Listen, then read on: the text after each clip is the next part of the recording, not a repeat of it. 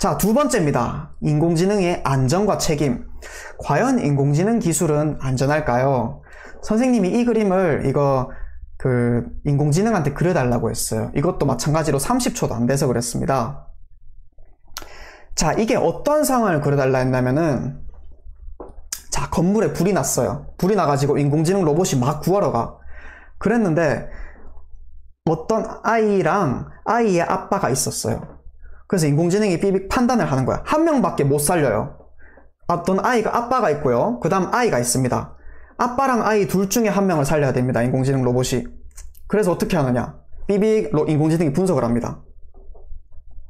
여기 이 불길을 뚫고 살아갈 확률이 높은 사람을 딱 선택합니다. 그래서 아이보다 아빠를 구출해가지고 나오는 장면이에요.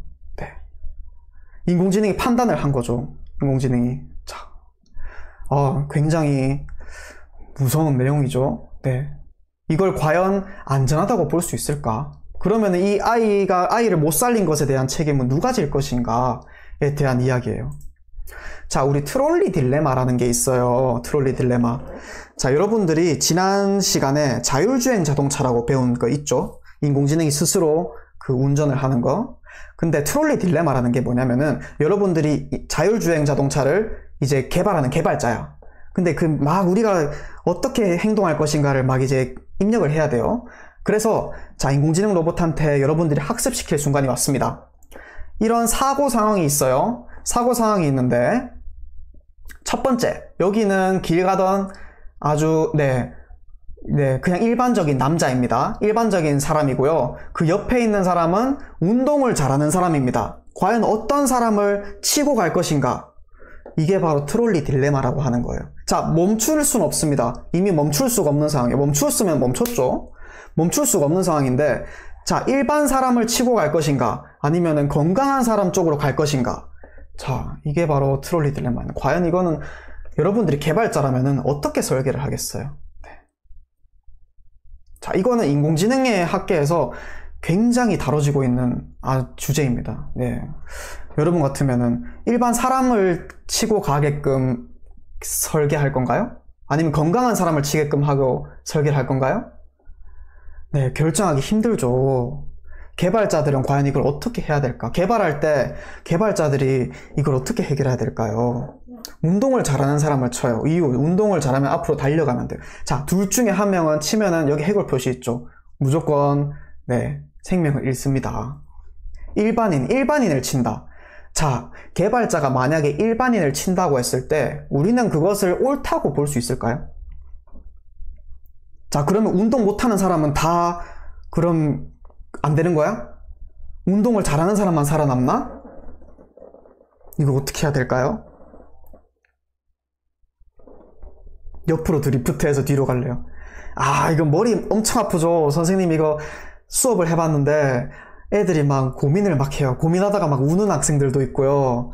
네, 그렇죠. 네, 이 세상에는 운동을 잘하는 사람들보다 평범한 사람이 훨씬 많다. 선택하기 너무 어렵죠. 그래서 우리가 딜레마라는 표현을 쓰는 거예요.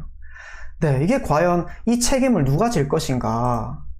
자, 선생님이 또 한 가지 이야기해 주겠습니다. 이게 실제 사례입니다. 실제 사례인데, 이제 우리가 자율주행 자동차를 만들었어요. 자율주행 자동차를 만들어서 이제 도로에서 운전을 딱 시켰어요. 운전대 딱 놓고 자, 너가 스스로 운전해봐 하고 이렇게 가고 있는데 사람을 쳐버렸습니다. 네, 사람을 치지 않게끔 기술을 했는데 사람을 쳤어요. 그래서 사람이 죽었습니다. 네, 안타까운 실제 상황입니다. 네, 자율주행 기술을 테스트하다가 사람을 쳐버렸어요. 사람을 안 칠 거라고 믿었는데 사람을 쳐버렸습니다. 자, 그러면은 이 책임을 과연 개발자에게 물어야 될까요? 아니면은 이 자율주행을 버튼을 누른 사람한테 책임을 물어야 될까요? 여러분들 같으면 어떻게 해야 될까요? 개발자를 탓할 것인가? 아니면 그 인공지능 버튼을 누른 사람을 탓할 것인가? 자, 사용자도 이게 뭔가 자기가 버튼을 눌러놓고 운전대를 잡을 수 있었어요. 운전대를 잡을 수 있었는데 자기가 어느 정도 가보니까 이게 안전해, 괜찮아. 그래서 안전하다고 믿고 버튼 누르고 이렇게 뒤로 있었던 거예요. 개발자다. 왜냐면 사용자, 자, 이거는 거의 반반 나온 것 같습니다. 개발자다, 사용자다. 자, 이거 어떻게 책임을 져야 될까요? 사람이 죽었잖아요. 이거 어떻게 책임을 져야 돼요? 네. 개발자가 잘못 만든 거 아닌가? 그럴 수도 있죠. 그치만 사용자가 누르고 운전대를 잡았으면 됐잖아요. 위급한 상황이 있으면 자기가 틀면 됐잖아요. 자, 이것에 대해 우리 고민을 해봐야 됩니다. 네. 둘 다 책임을 져야 되겠죠. 둘 다도 있다. 네. 자, 다음 사례입니다. 다음 사례는 이게 어떤 사례냐면은 인공지능 로봇이에요. 인공지능 로봇이 이제 병원에 들어왔습니다. 자, 인공지능 기술이 발전됨에 따라 가지고 인공지능이 이제 의사보다 수술을 훨씬 잘하는 거야. 엄청 정밀하게 다다다닥 들어가가지고 사람은 실수를 할 수 있잖아요. 근데 로봇은 실수를 하지 않는데. 그래서 믿고 맡겼어.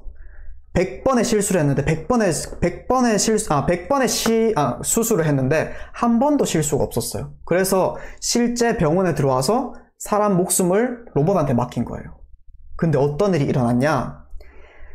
네, 이 로봇 똑같은 로봇입니다. 이 로봇한테 수술을 받은 2011년에 네, 어떤 그 탤런트, 우리나라 배우입니다. 배우가 이 로봇한테 수술을 받다가 죽었습니다. 네. 로봇이 잘못해서요. 과연 우리가 인공지능을 믿을 수 있을까요? 자, 이거 어떻게 해야 될까요? 이건 사람이 또 죽었습니다. 이게 또 개발자 책임일까요? 사용자 책임일까요? 네, 최별주 학생 굉장히 네, 어른스러운 말을 많이 하고 있는 것 같아요. 네. 혹시 뭐 6학년 초등학생 아닌 거 아니에요? 못 믿어요. 개발자, 사용자다. 네, 여러분 인공지능 기술이 나중에 들어온다 하더라도 이건 무조건적으로 믿으면 안 되는 거예요, 여러분. 이게 지금 자율주행 기술이 어느 정도 개발이 됐거든요. 그치만 우리가 도로에서 보면은 완전 자율주행을 시키지 않고 있어요. 이유는 한 번이라도 실수가 나면은 사람의 목숨이 다치니까요. 네, 그렇습니다. 이게 굉장히 생각해 볼 만한 주제죠. 자, 이것도 실제 사진입니다. 전쟁입니다. 네. 전쟁에서도 인공지능이 들어왔어요. 여러분 드론 알죠? 드론. 빙 날아다니는 거, 드론. 그게 이제 전쟁에 들어왔어요. 그 드론에다가 폭탄도 달고, 총알도 달고, 이제 전쟁에서 막 사용되는 거야.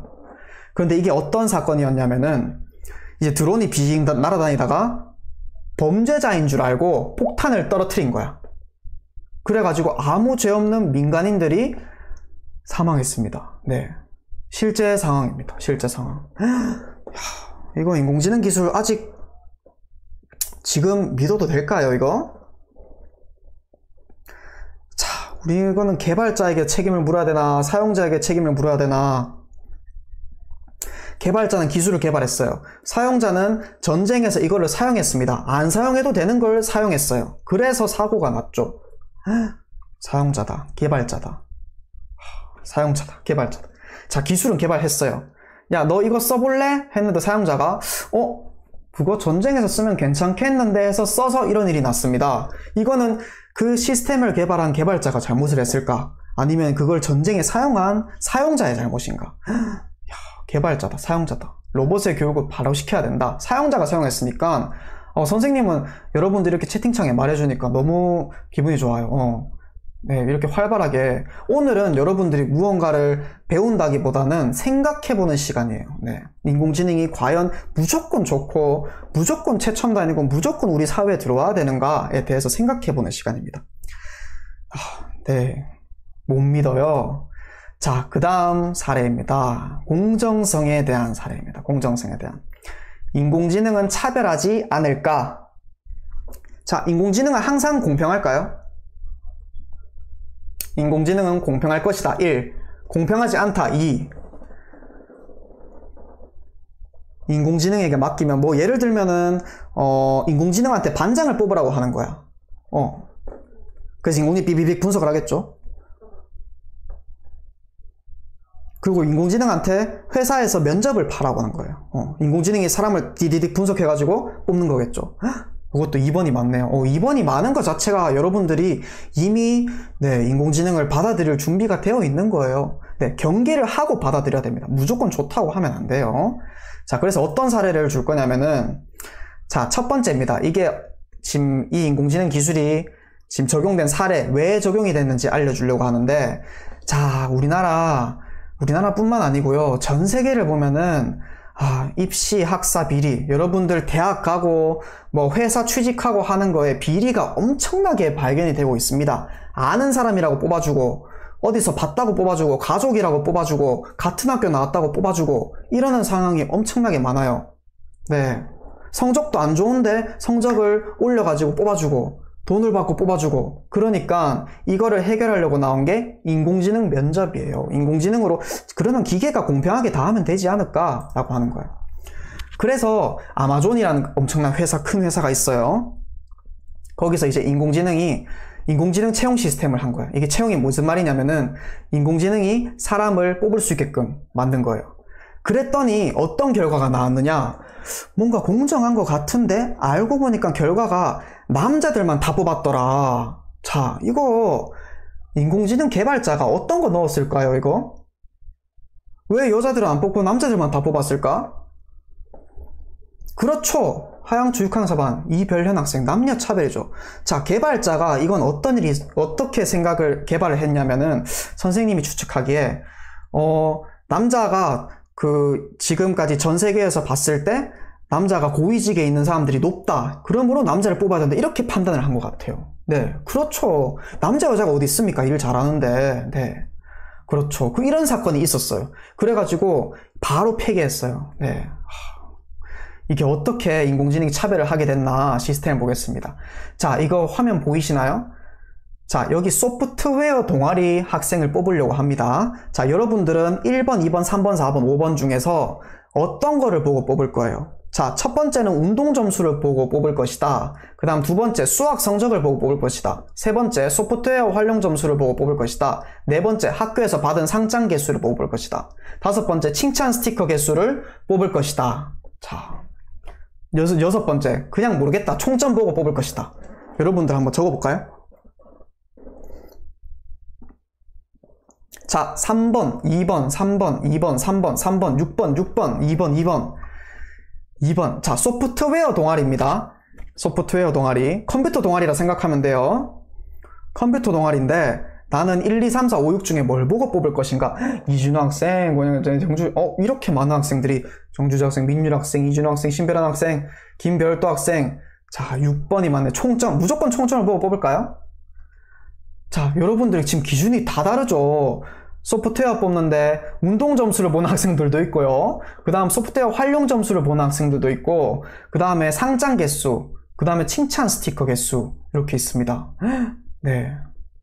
자, 당연히 3번 아닌가? 자, 3번이 아닌 학생들도 많죠. 전체적으로 봤을 때 전체를 모두를 잘하는 사람을 뽑을 것인가? 아니면 소프트웨어 활용 점수를 보고 뽑을 것인가?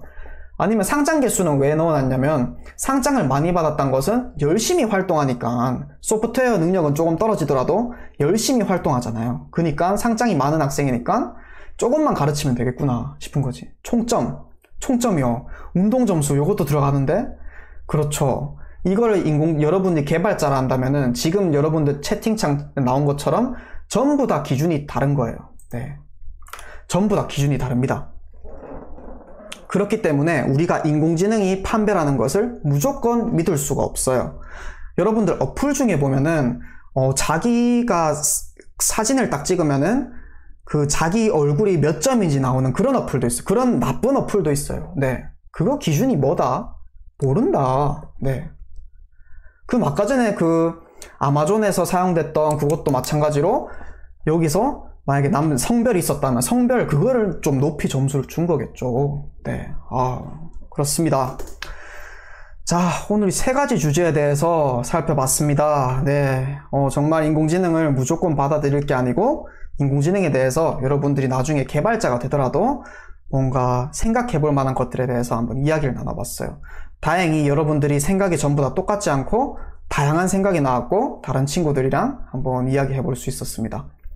자, 그러면 인공지능 시대에 살아가려면 여러분들이 어떻게 해야 될까?